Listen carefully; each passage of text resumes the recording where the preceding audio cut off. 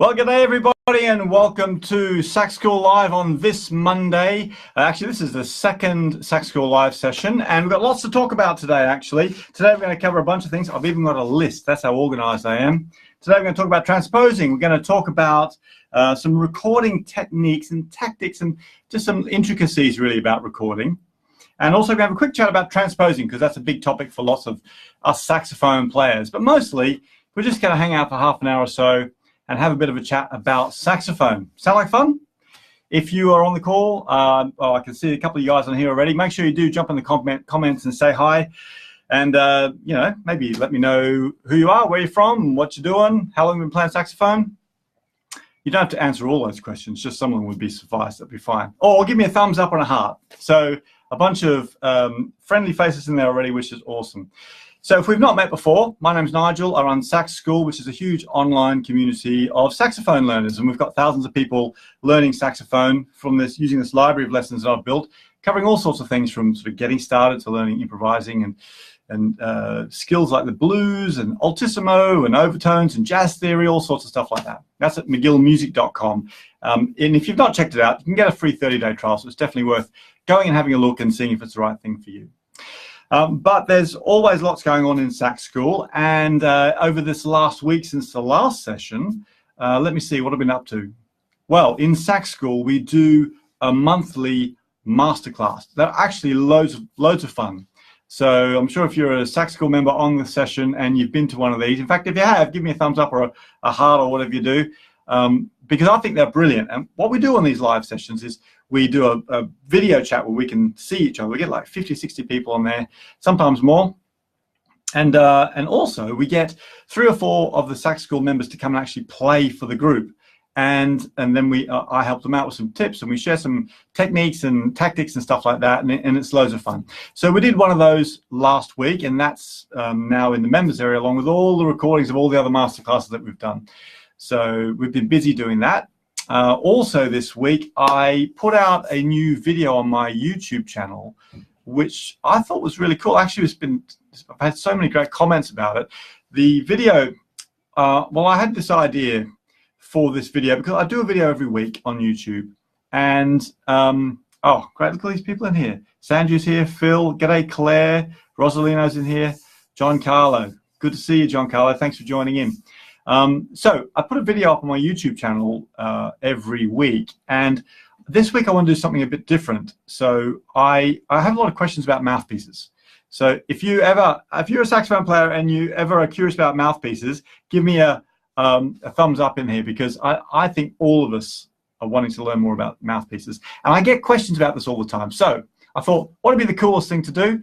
How about I actually have a chat with Theo Wane, who's like I think one of the top guys in the world really for mouthpieces, and ask him about it. And that's what I did. So I called him up, we did a video chat actually, and I asked him some questions, and I put that on my YouTube channel. So if you've not seen that, go and check it out. And if you like it, share it with your friends too. Put a link on your Facebook page for it, because I think it's a really good explanation. The way Theo explains mouthpieces in that video, I think, is brilliant. And I've talked to Theo before, and I know he's really good at getting information across. But watching back that video when I was editing it up, I was just thinking, oh, this is brilliant. You know, the way he describes things like the table and which is the flat part of the mouthpiece, and the baffle inside, and materials and all that sort of stuff. It just made so much sense. And I think if you're choosing a mouthpiece, that's the stuff you need to know. So go check it out. I'll get, actually, I've got Claire and Chris helping me out with some comments today. So maybe Chris has shared the link in there already for that interview. So definitely go check that out. And if you miss it in the chat, then you can go to my YouTube channel and find it over there as well. Awesome. So this week, well, I thought we'd do something fun, actually. This week, I thought, can I give you guys a quiz? How about a quiz? I've got a quiz question for you. And what I thought would be fun is if you can tell me who the saxophone players were who recorded this theme song. I'll see if I can play it.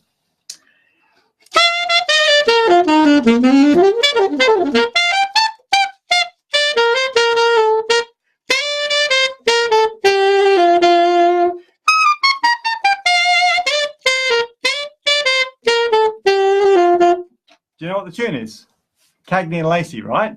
Cagney and Lacey. So if you're my age or older, you'll know what Cagney and Lacey is. If you're Chris's age on my team, he's got no idea what we're talking about. So Cagney and Lacey, who were the two saxophone players on that?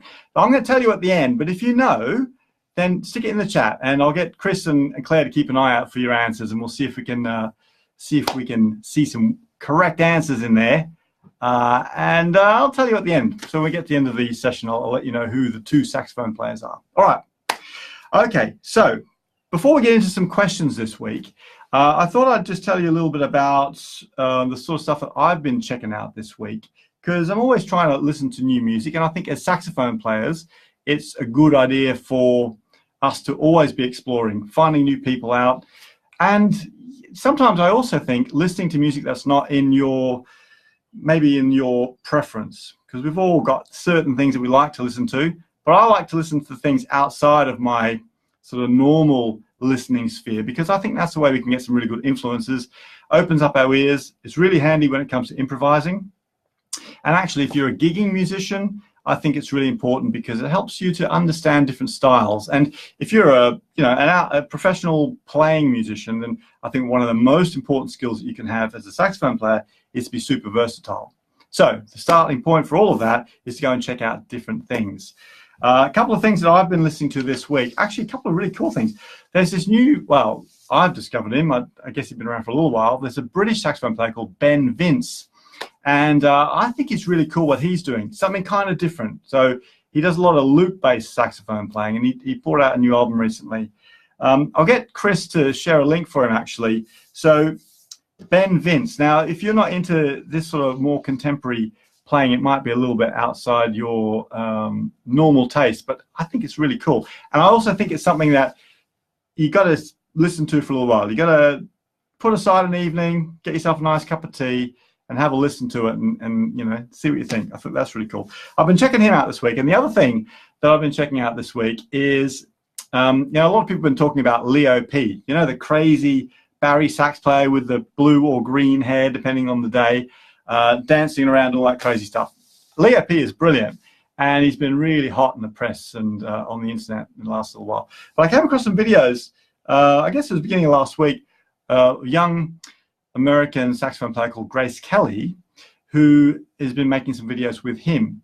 Now, I think she's a really good saxophone player, and I also think that what she's doing is kind of different. I like the way she's really promoting herself on the internet, and I think if you're an up-and-coming, if you're a young saxophone player watching this, and you're interested in sort of making contacts and expanding your reach, and building your audience, then it's people like this Grace Kelly and Leo P that you really should be checking out, because those guys are building a massive following online, and yeah, they're a little bit outrageous and they're doing some crazy stuff, but I like the fact that they're choosing their own path and working hard to do that, whether it's the way they look, the sort of music that they're playing, the way they're presenting their music as well. All of those things are great, because it's just not the standard go and play jazz standards sort of predictable path. They're choosing a different path, and they're creating a brand around themselves, and I really like that. I could talk about that sort of stuff all day long, but I think it's really cool to check out. So Grace Kelly and Leo P. I've got a link for that as well. Maybe Chris can share it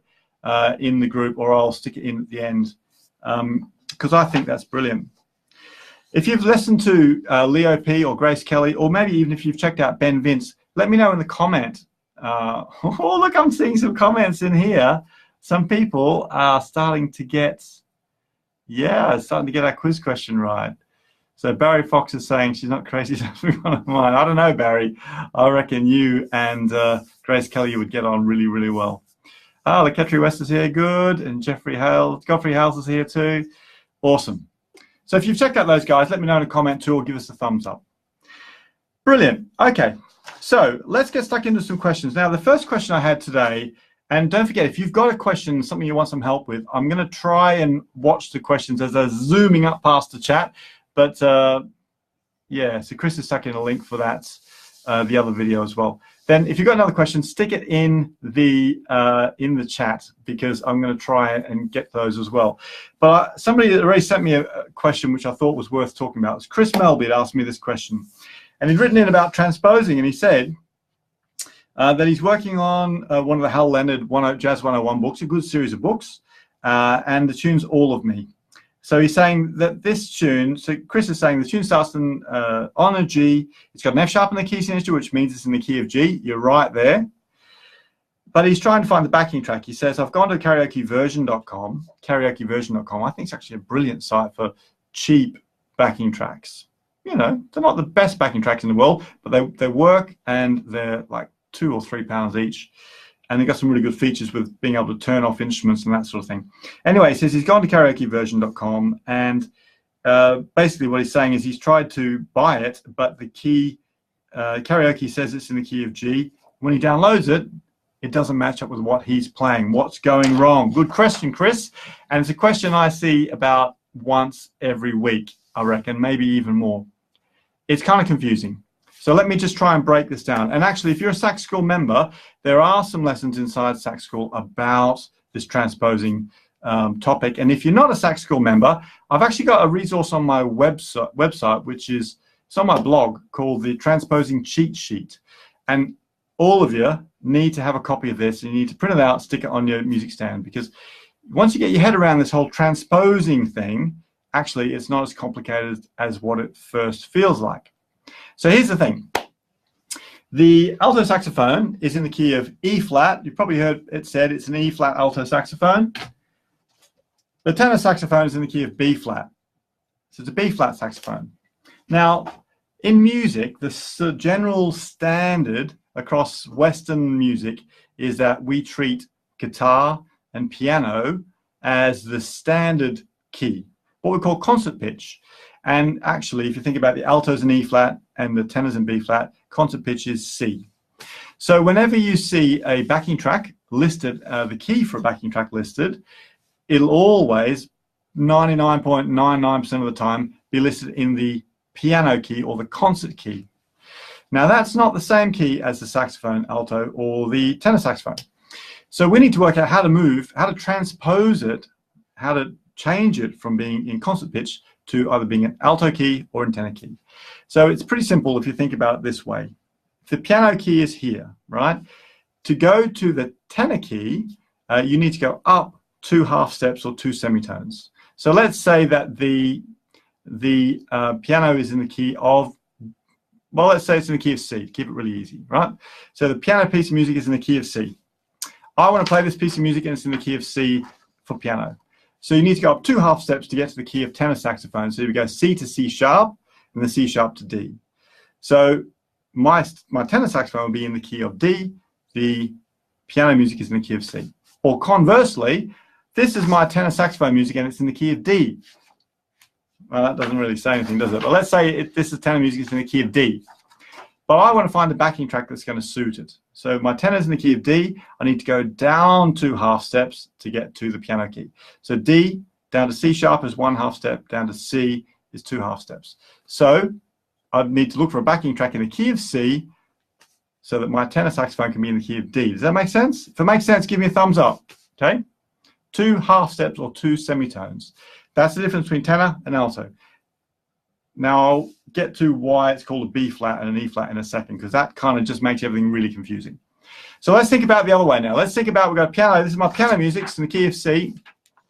And I want to make it for my alto saxophone. Well, so from the piano key to get to alto, I need to go down 3 half steps. Down 3 half steps, okay?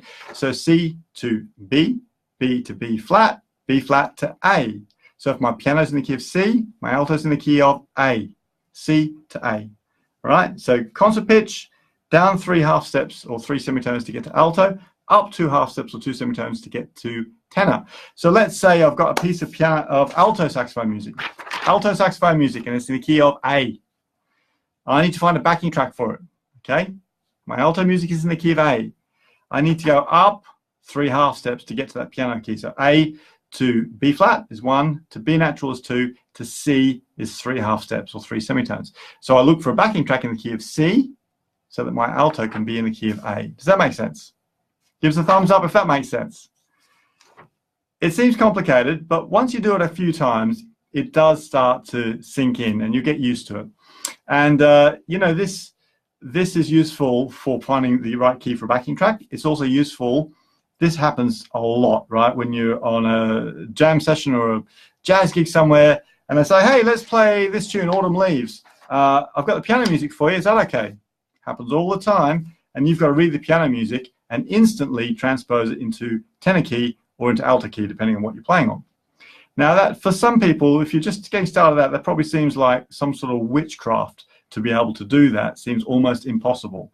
But actually, once you do it a few times, you'd be surprised how easy it is, to the point where, I mean, I'm probably just as comfortable reading concert pitch music on my alto or my tenor as I am reading, you know, alto or tenor music. And it's just by doing lots of practice. So it's a good thing to get your head around, not only with backing tracks, but also in a live setting, okay? Now, if you go to that link for the, oh, thanks for all those thumbs up, everybody. That's brilliant. Wolfgang gives me a clap. Hooray! So if you get that the transposing cheat sheet, I think Chris has put a link in there, or if not, you can go to my website, mcgillmusic.com, go to the blog, you'll see a link for it there. Grab it, print it out, it's free, and you know, it just makes it easy. It's like a little chart where you can see really quickly between piano key, tenor key, and alto saxophone key. So I thought that that was a really good question. You know, I'm glad people ask these, because it seems like if you've been playing for a little while, it probably seems like kind of an obvious basic question, but it's one of those things that we all get hung up on when we're getting started. And, you know, it's just a matter of getting those things clear in your mind, and then you're sorted. Actually, it reminds me, if you aren't a Sax School member, or if you're kind of new to watching some of my stuff, then something else that would be worth checking out. I'm just thinking about free resources that you can grab that's on my website. I've got this other thing called the Saxophone Toolkit, and this, you know, if you're curious to find out a bit about Sax School, or if you want to get some resources just to, you know, push your skills a little bit, then the Saxophone Toolkit's a really good idea. It's free from my website. There's a big button on it. Maybe I'll get Chris to stick a link in for it. Oh, I can see Chris has stuck in a link for the transposing guide, so that's brilliant. But the Saxophone Toolkit is just a good little bundle of free resources. I used to have loads of resources in lots of different places on my website, and I just bundle them all together. There's a bunch of getting started lessons if you're brand new to sax, but there's also getting started with improvising mini course in there, which is free. So if you want to make your first roads into improvising, or if you just want to brush up your improvising skills, start to get some proper structure to what you're doing, that's a good one to check out. There's also a thing in there about tone developments, and a thing about practice, structuring and practicing. So I definitely suggest grabbing that Saxophone Toolkit. There'll be some resources in there for you to use, and it'll give you a flavor for what I do in Sax School too. So if you're interested to find out a bit more about that, that's a good starting point. So, okay, some really good questions coming in here. Oh, that's a good question. So Charles is asking, he says he uses Leger synthetic signature reeds. I do too. I think they're awesome. And Charles is saying, Charles is saying, thanks for the heads up. Oh, brilliant. And how do you tell when it's time to replace? That's a really good question, actually, Charles. I was wondering that exact same thing when I started playing them, which was, I don't know, how long ago? 10 months ago? Maybe it's been longer. Maybe it's a year now. And what I found, because actually my reeds, I'm finding they're lasting a really long time for me, but I have broken a couple. Well, not broken them, I've worn them out. And what tends to happen to me, Charles, maybe someone else on the call has had some experience with this, is they just start to not respond as well. It's kind of different to a cane reed. When a cane reed wears out, often it'll warp, or it'll, I don't know, it gets stodgy and stops responding. And in some ways it's like that, but not quite the same. But definitely the non-responsive thing, that happens. It doesn't warp or discolor. I didn't find it to fray. Some people, I know Ian Simmers on the calls had that problem. That hasn't happened to me. The only thing I found, it looks exactly the same, it seals the same, but it stops responding as well. So I can't tongue as fast. It feels a bit sort of stodgy when I'm playing. So that's what I found, and at that point I've just changed them, got a new one on, and I've been up and running again. I love those Leger reeds. I am actually one of their endorsees now, but I just, even before that, I bought them, I tried them out, I decided I like them, and I use them on every one of my saxophones. Brilliant. Okie dokie. Cool. All right, some really good other comments in here too. Marek is saying, got a Jody Jazz Jet 6 and was using the Yamaha 4C. How do I know which tune to use the Jet for? Some just sounds too bright. Oh, that's interesting. Actually, that's a good question, Marek. And I've not tried those Jody Jazz mouthpieces. And I was thinking I should get in touch with Jody, actually, and try some of them out. Because I know a lot of you guys play on Jody mouthpieces. If you are a Jody Jazz player, actually, maybe you can let me know in the comments, because it'll be interesting to know. If you're finding that that Jet mouthpiece is too bright for you, well, let me say it this way. My philosophy with mouthpieces, and I know pretty much I use one mouthpiece for everything. I have got a couple of tenor mouthpieces that sometimes I change, but hardly ever. And it's only really if I'm doing a specific lesson in Sax School that is I need a specific sound for. Hardly ever happens. Nearly all of my playing is on my tenor is on this slant sig, which a lot of you would think it's quite a dark mouthpiece. How can I get a really bright sound out of it? But you know, I can. I find that it works for me to be able to do that. What I'm trying to say to you, Marek, is I think it's a good idea, if you change the mouthpiece, to try and make that mouthpiece work for everything. The benefit you're going to get from that is you are going to create, you're more quickly going to create the sound that you want on that specific mouthpiece without swapping and changing all the time. Because every time you change mouthpieces, in my opinion, you need to spend a bunch of time to really get that mouthpiece to work for you. So you're better off to find one mouthpiece, stick with it. And if that's that Jody Jazz mouthpiece, you know, if it's the Jet, then just go with it. I would give it like 6 months or more of just making that your mouthpiece, and find a way to make it work over a ballad if it's too bright. Find a way. Maybe it's a different reed combination. Maybe it's changing the shape of your mouth. Maybe it's being a bit looser with your embouchure.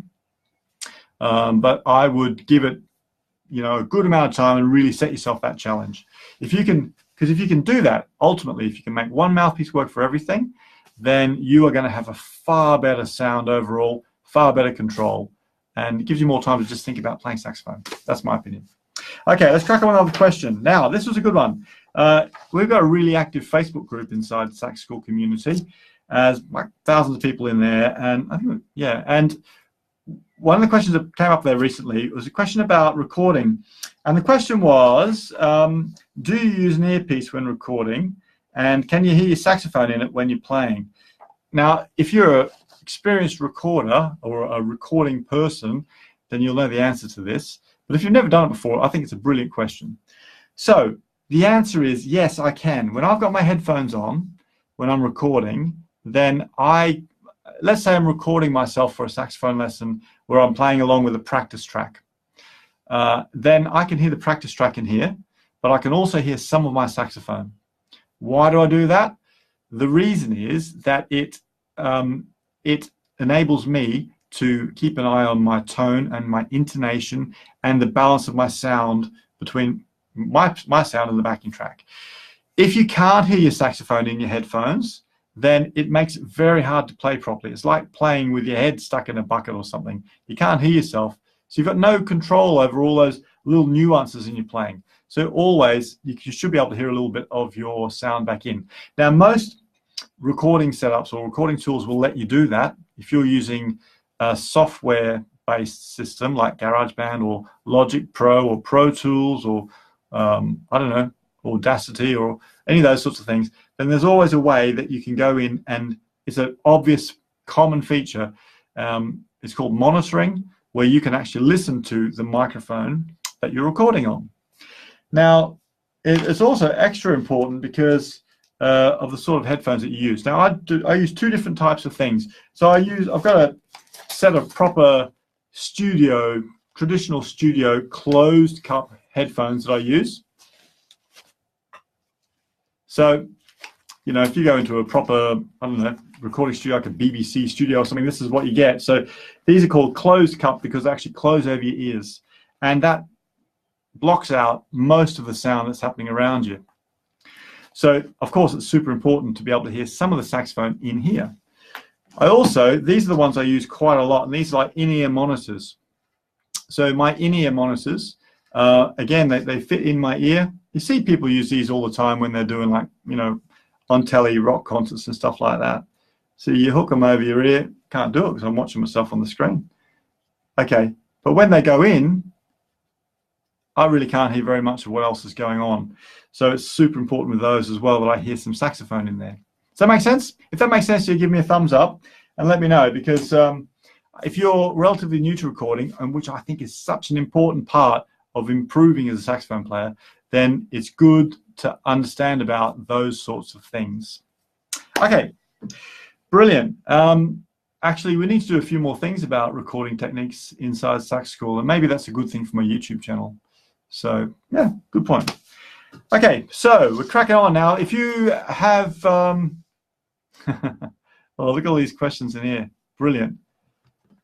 Okay, so Christoph is saying that he agrees, and he says when he tries to record, he only usually puts one side of the earphone in his ears, otherwise my tone is quite off. Yeah. Yeah, you can't wear noise cancelling or over the ears headphones. Absolutely, because you know those sorts of headphones are designed to cut out the outside noise, but you need to hear your saxophone.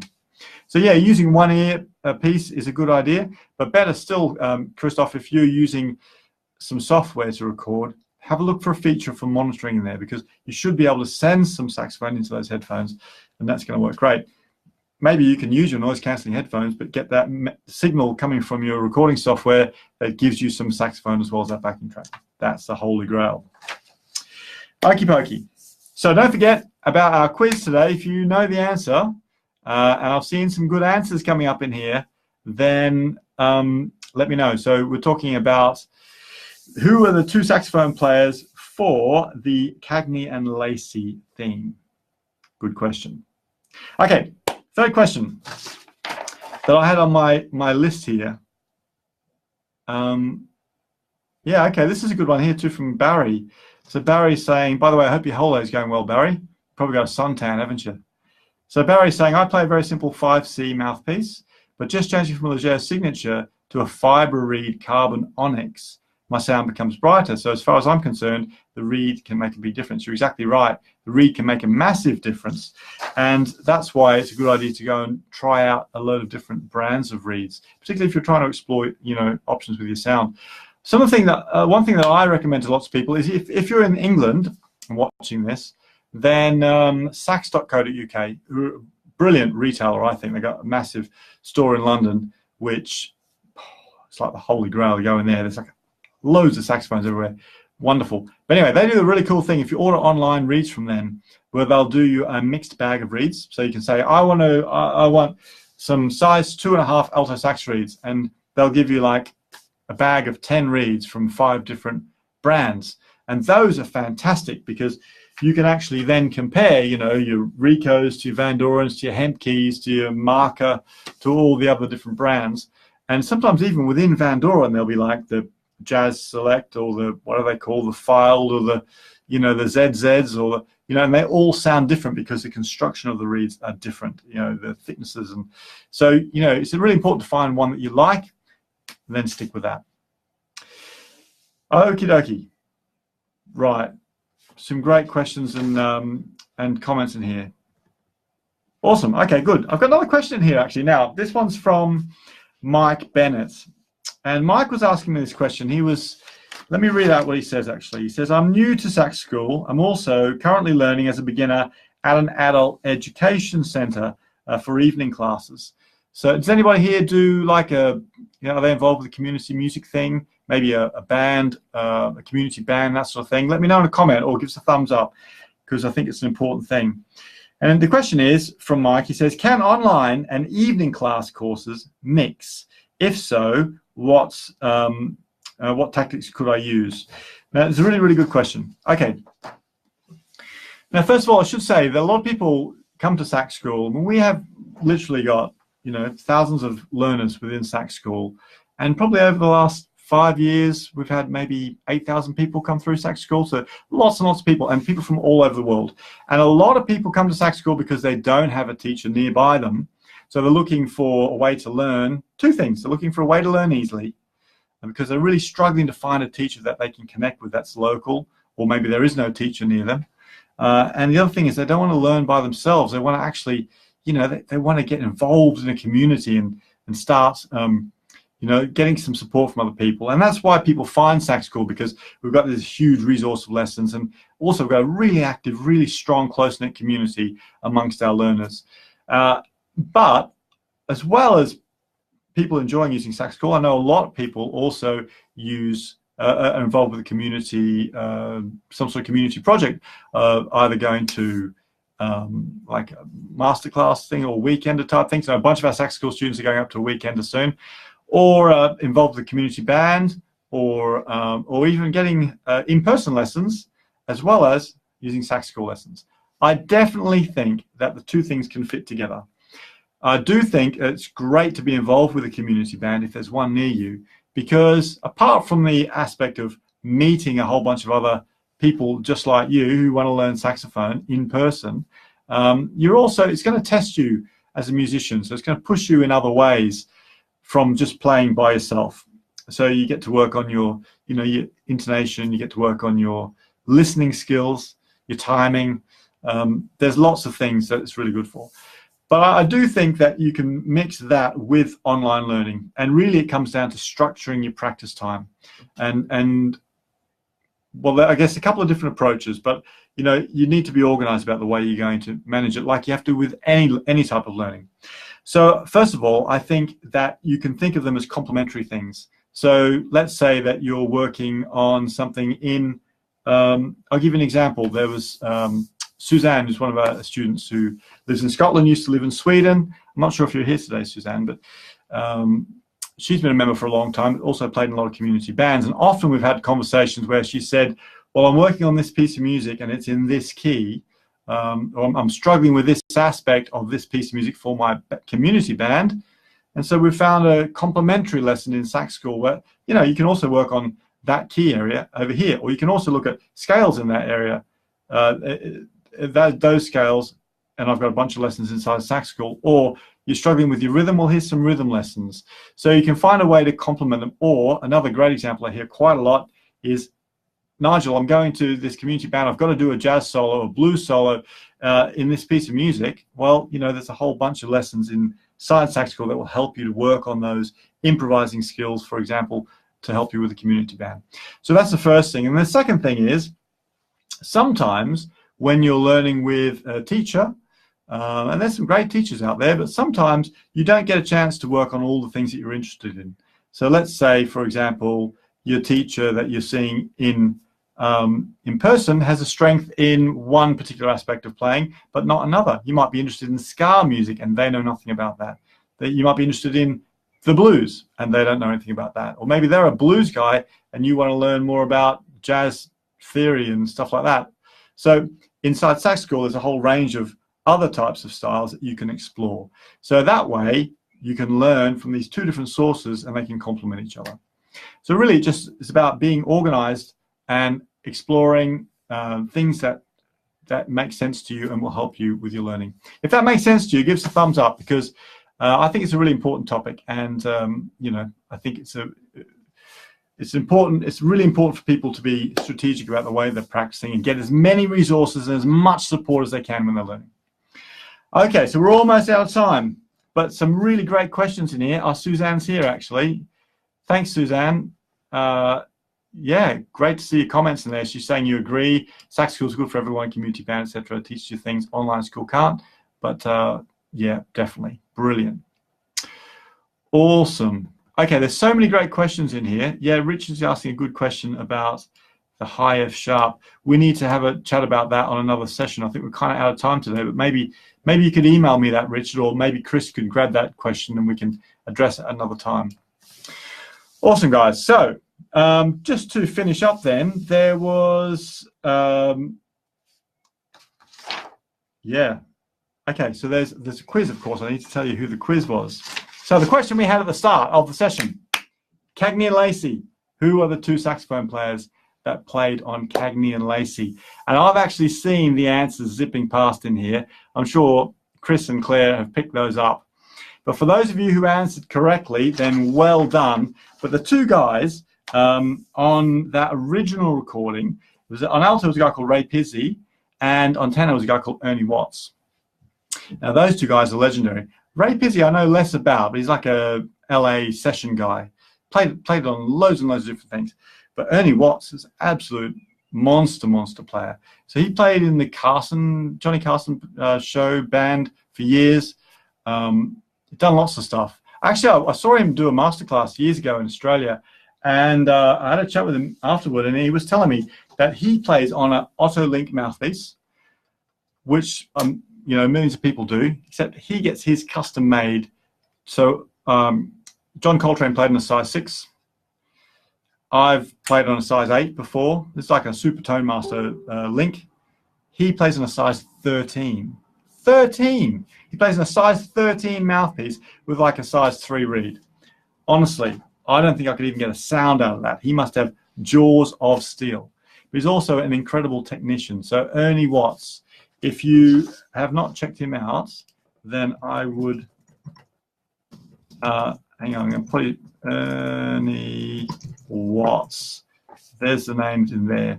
So if you've not checked them out, definitely go and have a look at those two guys because they are monster players. Rightio. Well, hey, look, thanks for taking a bit of time to hang out with me today, and I hope that's been helpful to you. If it's been helpful, give me a thumbs up. I'd love to know. And also, don't forget that I'll be doing these every Monday for the next little while. So if you've enjoyed it today, maybe you could really help me out by sharing this link on your Facebook feed and let some other people know about it. And also, don't forget to come back and see me next Monday. We can have a bit more of a chat. And if you've got a question, something that you'd like some help with, then send me an email or mention it next Monday, and I'll try and pick up your chats as well. And I should also tell you, I'm already prepared because next week I've got some things lined up to talk to you about too. Next Monday, we're going to talk about things like faulty octave mechanisms, how to fix them. We're going to talk about practicing on multiple saxophones. And we're also going to talk about a little bit more about what we talked about today, about how reeds can affect your sound, because I think that's a really good topic. All right, guys. Well, hey, have a brilliant week. Don't forget to check out those resources over at McGillmusic.com. If you're not part of a Sax School family, then come and check out the Sax School library with a 30-day trial. It's free. I'm sure you're going to love it, and I'd love to see you in there. But whatever you're doing, have a great week. Keep practicing hard, and I'll catch you next time. See you later.